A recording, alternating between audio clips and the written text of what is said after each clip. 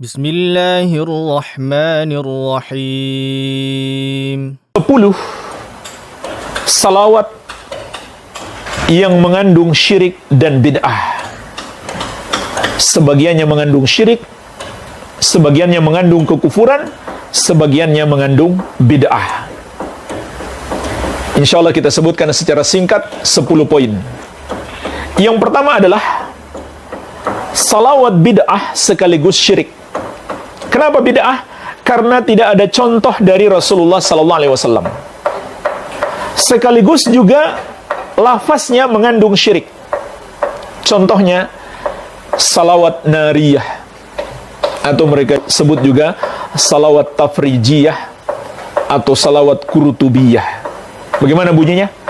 Allahumma salli salatan kamilah wa sallim salaman taman ala sayyidina Muhammadin alladhi tanhallu bihil uqad wa tanfariju bihil kurab wa tuqda bihil hawaij wa tunalu bihil raghaib wa husnul khawatim, dan seterusnya.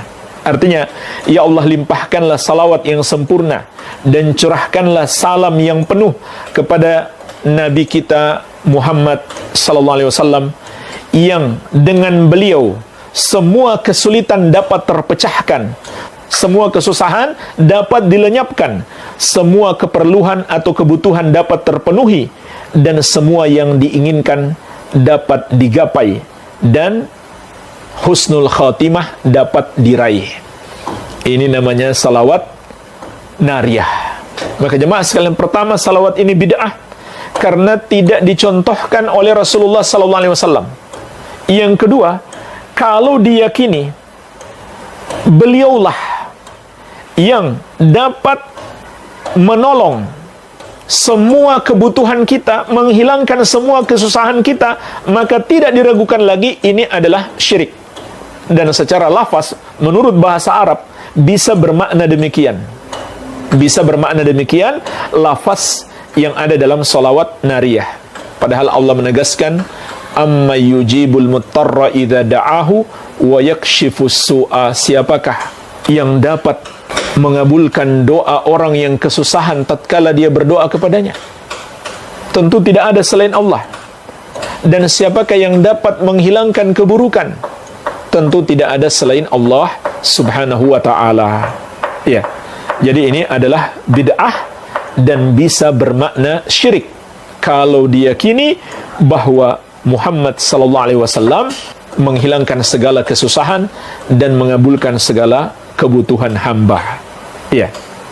Contoh lain jemaah sekalian, salawat burdah. Syair yang mereka anggap juga salawat. Ini parah sekali kesyirikannya. Al-Busiri, penulis syair burdah, sekaligus mereka sebut salawat burdah, berkata, ya akramal khalqi maliman aludhu bihi siwak inda huduthil hadithil amim. Wahai makhluk yang paling mulia, Muhammad sallallahu alaihi wasallam, tidak ada tempat aku berlindung kecuali kepadamu ketika aku ditimpa musibah. Subhanallah. Ini lebih parah sebenarnya daripada sekedar menyamakan Allah dengan Nabi Muhammad sallallahu alaihi wasallam. Ini Allah pun sudah nggak dipakai sama dia. Karena dia katakan, wahai makhluk yang paling mulia, tidak ada tempat aku berlindung kecuali kepadamu. Bukan lagi kepada Allah. Kalau dia mengatakan, tidak ada tempat aku berlindung kecuali kepadamu dan kepada Allah, itu syirik. Sekarang Allah malah sudah nggak dipakai. Kemudian dia juga mengatakan, wa inna min judika dunya wa darrataha wa min ulumika ilmul lauhi wal qalam. Dan sesungguhnya di antara anugerahmu dunia dan akhiratnya, dan di antara ilmu yang engkau miliki, ilmu tentang Al-Lauhul Mahfuz dan catatan takdir. Subhanallah. Dia katakan Nabi SAW yang menganugerahkan dunia dan akhirat kepada para hamba. Padahal Allah menegaskan, wa inna lana lal akhirata wal ula. Sesungguhnya milik kamilah akhirat dan dunia. Surat Al-Lail ayat ke-13. Lalu dia mensifatkan Nabi SAW mengetahui perkara gaib, mengetahui catatan takdir yang ada di Allahul Mahfuz, Padahal Allah menegaskan di surat An-Naml ayat ke-65, "Qul la ya'lamu man fis samawati wal ardil ghaiba illallah." Katakanlah, tidak ada yang mengetahui perkara gaib satupun makhluk di langit maupun di bumi kecuali Allah. Dan jemaah sekalian, di salawat burdah ini juga ada pensifatan kepada Nabi sallallahu alaihi wasallam yang tidak tepat. Salawat burdah itu awalnya adalah Maulaya salli wa sallim daiman abada ala habibika khairil khalqi kullihim. Ini seringkali mereka buat nyanyian-nyanyian. Artinya apa? Ya Allah, curahkanlah salawat dan salam terus-menerus selama-lamanya kepada habibika, habibmu, kecintaanmu, sebaik-baik makhluk seluruhnya. Kalimat habibika, Muhammad sallallahu alaihi wasallam adalah habibmu ya Allah. Maka jemaah sekalian, para ulama menjelaskan, ini kurang tepat untuk disifatkan kepada Nabi sallallahu alaihi wasallam. Kenapa? Karena pensifatan kepada beliau lebih tinggi daripada habib, yaitu khalil. Khalil itu tingkat kecintaannya lebih tinggi daripada habib. Dan sifat Nabi sallallahu alaihi wasallam yang disifatkan Allah bukan habib tapi khalil. Di antaranya di dalam hadis yang diriwayatkan Imam Muslim dari sahabat yang mulia Jundab bin Abdullah radhiyallahu taala anhu, Nabi sallallahu alaihi wasallam mengatakan, "Fa innallaha ta'ala qad ittakhadhani khalilah kama ittakhadha Ibrahima khalilah." Karena sesungguhnya Allah telah menjadikan aku sebagai khalil sebagaimana Allah menjadikan Ibrahim sebagai khalil. Jadi dari seluruh para hamba hanya dua hamba yang tingkatannya sampai khalil, yaitu Nabi Muhammad sallallahu alaihi wasallam dan Nabi Ibrahim alaihi salam. Ini dua nabi ini yang paling tinggi tingkatannya, bukan habib tapi khalil. Jadi tidak tepat kalau menyebut Nabi sallallahu alaihi wasallam habib. Ya. Oleh karena itu, Nabi tidak boleh menjadikan makhluk sebagai khalil, cukup sebagai habib saja. Sebagaimana dalam lanjutan hadis, "Walau kuntu muttakhidan min ummati khalila, lattakhadtu Abu Bakrin khalilah." Andaikan boleh aku jadikan dari umatku seorang khalil, maka orangnya adalah Abu Bakar. Orangnya adalah Abu Bakar As-Siddiq radhiyallahu anhu, tapi tidak boleh. Jadi khalil itu kecintaan yang tertinggi. Maka kita sebagai hamba yang paling kita cintai hanya boleh Allah subhanahu wa ta'ala. Baik, ini jemaah sekalian yang pertama. Yang kedua, salawat yang bid'ah sekaligus mengandung kekufuran dan berdusta atas nama Rasulullah sallallahu alaihi wasallam. Contohnya apa? Sangat banyak. Di antaranya salawat Fatih yang dibuat-buat oleh At-Tijani, lalu dinisbatkan kepadanya tarekat Tijaniyah, salah satu golongan sufi ekstrim. Salawat yang mengandung kekufuran. Di mana mengandung kekufuran? Yaitu ketika At-Tijani yang membuat salawat itu menjelaskan keutamaannya. Apa dia bilang? Satu kali membacanya menyamai membaca Al-Quran 6 kali. Bayangkan jemaah sekalian. Kata At-Tijani, pendiri tarekat Tijaniyah, Sufia ekstrim, satu kali membaca salawat Al-Fatih senilai membaca Al-Quran 30 juz 6 kali. Ini kufur, menyamakan ucapan makhluk dan ucapan Allah subhanahu wa ta'ala. Ini adalah kekufuran. Bahkan bukan hanya menyamakan, dia menganggap ucapan makhluk lebih baik daripada ucapan Allah azza wa jalla. Dan ini dia sandarkan kepada Nabi sallallahu alaihi wasallam secara dusta. Dia berdusta atas nama Nabi sallallahu alaihi wasallam. Tidak ada hadis sama sekali. Dia mengklaim menerima melalui riwayat atau jalur khusus kepada Nabi Muhammad sallallahu alaihi wasallam. Dia berkata, kemudian beliau sallallahu alaihi wasallam mengabarkan kepadaku untuk kedua kalinya bahwa satu kali membacanya menyamai setiap tasbih yang terdapat di alam ini, dari setiap zikir, dari setiap doa yang kecil maupun besar, dan dari Al-Quran 6.000 kali. Na'udzubillah.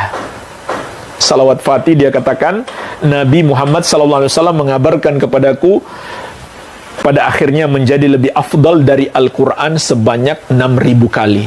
Ini kan khayalan dan kedustaan atas nama Nabi Muhammad SAW dan kekufuran. Bagaimana bisa ucapan kita bersalawat kepada Nabi SAW lebih baik daripada Al-Quran kalamullahi azza wa jalla? Ini jelas kekufuran dan kedustaan atas nama Nabi Muhammad SAW, karena dia klaim itu hadis Nabi SAW, padahal tidak ada satupun sanad yang sahih, bahkan yang dhaif sekalipun tidak ada. Iya. Dan Nabi SAW telah mengingatkan kita, man kadzaba alayya muta'ammidan falyatabawwa maq'adahu minan nar. Barang siapa berdusta atas namaku dengan sengaja, siapkan tempat duduknya di neraka. Kemudian yang ketiga, salawat yang mengandung tawassul yang bid'ah. Salawat yang mengandung tawassul yang bid'ah. Contohnya gimana? Salawat Badar. Salatullah salamullah ala toha rasulillah. Salatullah salamullah ala Yasin habibillah. Perhatikan jemaah sekalian, Toha dan Yasin mereka anggap juga nama Nabi Muhammad SAW, padahal tidak ada dalil sahih. Tidak ada dalil sahih yang kami ketahui tentang Toha dan Yasin sebagai nama bagi Nabi Muhammad SAW. Juga di sini sama dengan salawat burdah tadi, mensifatkan Nabi SAW dengan Habib, Habibullah. Ini tidak tepat, harusnya Khalilullah. Kemudian lanjutannya, tawassalna bi bismillah wa bil hadi rasulillah. Perhatikan, ini dua kalimat. Yang pertama betul, yang kedua bid'ah. Tawassalna bi bismillah, kami bertawassul dengan menyebut nama Allah. Ini betul. Yang kedua, wabil hadi rasulillah, kami bertawassul dengan al-hadi, yaitu Muhammad Rasulillahi sallallahu alaihi wasallam. Ini adalah tawassul yang bid'ah, tidak diajarkan oleh Nabi sallallahu alaihi wasallam. Bahkan wa kulli mujahidin lillah bi ahlil badri ya Allah. Kita bertawassul juga dengan setiap mujahid di jalan Allah, yaitu ahlil badar, para sahabat peserta perang Badar. Jadi dia bertawassul dengan Nabi SAW dan para sahabat. Ini tawassul yang bid'ah, tidak ada contohnya dari Nabi SAW. Ya. Begitu pula dalam salawat burdah tadi ada lafaz di dalamnya. Ya, salawat burdah itu panjang. Nah, di antara lafaznya adalah Ya Rabbi bil Mustafa balik maqasidana. Wahai Rabb, dengan Al-Mustafa, yaitu dengan Nabi SAW, sampaikan kami kepada maksud-maksud kami. Jadi bertawassul dengan Al-Mustafa Nabi SAW. Ini pertama salawat yang bid'ah, tidak ada contoh dari Nabi SAW. Yang kedua juga tawassul yang bid'ah, karena tidak ada contoh dari Nabi SAW. Dan beliau mengingatkan, man amila amalan laisa alaihi amruna fahuwa raddun. Siapa yang melakukan satu amalan, tidak ada padanya petunjuk dari kami, amalan tersebut tertolak. Kemudian yang keempat, termasuk bid'ah dalam salawat adalah menentukan jumlah khusus yang tidak ditentukan oleh Nabi SAW. Betul, kita dianjurkan memperbanyak salawat, tapi jangan kita batasi jumlah khusus. Misalkan 100 kali, 1000 kali.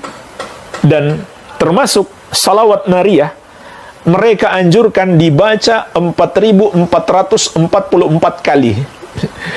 Jadi menghitungnya saja saya rasa susah sekali, dan syariat tidak ada yang menyusahkan kita. Ini menurut mereka ada anjuran membaca salawat nariyah yang kita sebutkan di awal tadi sebanyak 4444 kali. Dari mana ketentuan jumlah itu? Mereka buat-buat sendiri. Maka itu adalah termasuk bid'ah, mengada-ada di dalam agama. Tidak ada contoh dari Nabi SAW, dan beliau telah mengingatkan kullu bid'atin dhalalah, setiap bid'ah itu sesat, wa kullu dhalalatin finnar, setiap yang sesat tempatnya di neraka. Tapi mereka mentakwil-takwil hadis ini, hadis yang sudah jelas semua bid'ah itu sesat, tapi mereka takwil-takwil lagi sampai akhirnya jadi ada bid'ah hasanah. Subhanallah.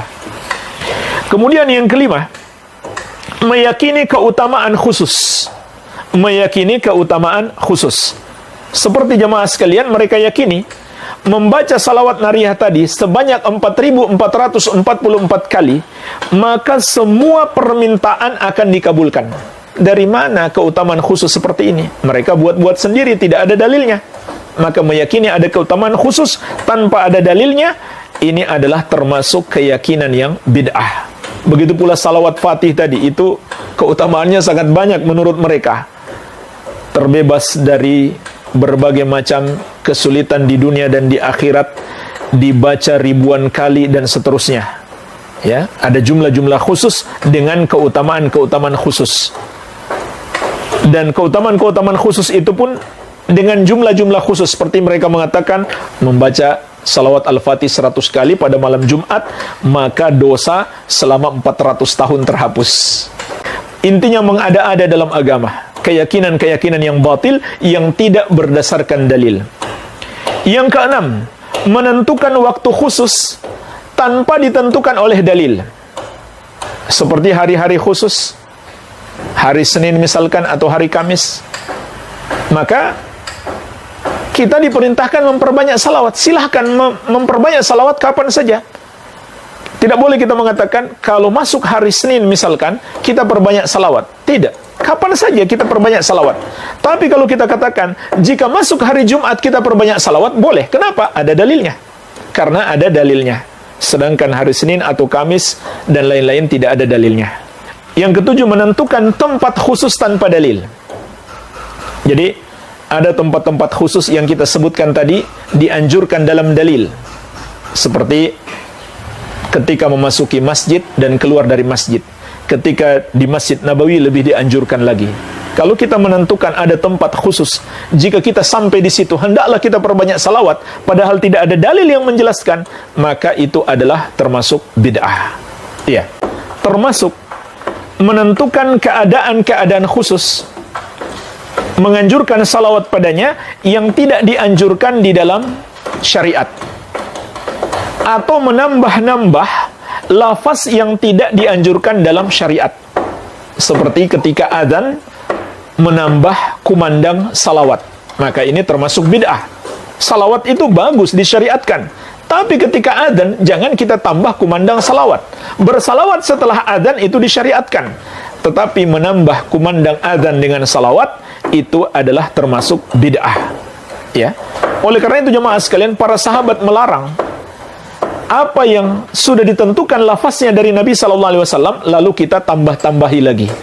Disebutkan dalam riwayat At-Tirmidzi dari Nafi, tabi'in yang mulia, murid Ibnu Umar radhiyallahu anhuma, beliau menceritakan, anna rajulan atasa ila jambi Ibni Umar, bahwasanya ada seseorang yang bersin di dekat Ibnu Umar radhiyallahu anhuma. Faqal, lalu orang itu mengatakan, alhamdulillah wassalamu ala rasulillah. Dia bersin lalu dia ucapkan alhamdulillah dan salam kepada Rasulullah sallallahu alaihi wasallam. Qala Ibnu Umar, maka Ibnu Umar radhiyallahu anhuma, sahabat murid Rasulullah sallallahu alaihi wasallam, beliau pun berkata, wa ana aqul alhamdulillah wassalamu ala rasulillah wa laysa hakadha allamana Rasulullah sallallahu alaihi wasallam, allamana an naqul alhamdulillah ala kulli hal. Kata beliau, aku pun mengatakan alhamdulillah wassalatu wassalamu ala rasulillah. Tapi ketika bersin, Nabi SAW tidak mengajarkan kepada kita untuk mengucapkan alhamdulillah wassalamu ala rasulillah, tapi cukup alhamdulillah saja. Dan beliau juga menganjurkan kita mengucapkan alhamdulillah ala kulli hal dalam setiap keadaan. Jadi jemaah sekalian, perhatikan di sini. Mungkin kita mengatakan, apa buruknya setelah bersin kita ucapkan alhamdulillah lalu kita tambahkan salawat? Ternyata sahabat Ibnu Umar radhiyallahu anhu melarang. Dengan alasan apa? Nabi SAW nggak mengajarkan seperti itu. Yang beliau ajarkan hanyalah mengucapkan alhamdulillah saja. Jika lafaz-lafaz itu sudah ditetapkan dalam syariat dan tidak ada padanya salawat, jangan kita tambahkan salawat. Kemudian yang kedelapan, bersalawat sambil bernyanyi-nyanyi. Ini termasuk bid'ah, mengada-ada dalam agama. Tidak ada contoh dari Rasulullah SAW, tidak pula dari para sahabat radhiyallahu taala anhum ajma'in. Kemudian yang kesembilan, salawat diiringi musik, ini lebih parah lagi. Menyanyi diiringi musik lagi, bahkan tidak jarang sambil berjoget-joget. Na'udzubillah. Ini bisa jadi jemaah sekalian termasuk penghinaan kepada syariat Islam, kepada ibadah salawat, kepada Nabi SAW. Kenapa? Karena musik itu sendiri adalah maksiat. Bagaimana mungkin seseorang beribadah kepada Allah sambil berbuat maksiat? Musik itu maksiat berdasarkan kesepakatan ulama 4 madhab, berdasarkan hadis-hadis yang sahih. Di antaranya Rasulullah SAW menegaskan, la yakunanna aqwamun min ummati yastahilluna al-hira wal harira wal khamra wal ma'azif. Akan ada nanti segolongan dari umatku yang menghalalkan zina, sutra bagi laki-laki, khamar dan alat-alat musik. Alat-alat musik hukumnya haram. Tegas Nabi SAW mengatakan, bagaimana mungkin digunakan ketika bersalawat kepada Nabi SAW. Ini secara tidak langsung adalah penghinaan. Maka hati-hatilah. Kemudian yang ke-10, bersalawat dengan suara keras atau sambil berjamaah, mengucapkannya secara berjamaah. Jemaah sekalian, pada dasarnya berdoa itu dianjurkan untuk dipelankan, bukan dikeraskan. Nabi SAW mengatakan, irba'u anfusakum innakum la tada'una asamma wala ghaibah. Sayangi diri kalian, sesungguhnya kalian tidak sedang berdoa kepada yang tuli lagi gaib, yang tidak ada, yang jauh. Sesungguhnya kalian sedang berdoa kepada Allah yang maha mendengar lagi maha dekat. Jadi kenapa harus dikeras-keraskan bacaannya? Maka ini menyelisihi petunjuk Nabi SAW itu sendiri. Pada dasarnya berdoa termasuk bersalawat itu dianjurkan tidak dikeraskan. Begitu pula dilakukan secara berjamaah. Dilakukan secara berjamaah. Seperti ada yang memimpin, lalu diikuti oleh jamaah dengan satu suara, seperti kor begitu. Maka ini termasuk cara yang bid'ah, tidak ada contoh dari Rasulullah sallallahu alaihi wa ala alihi wasallam. Walhamdulillah, mungkin ini yang bisa kita bahas.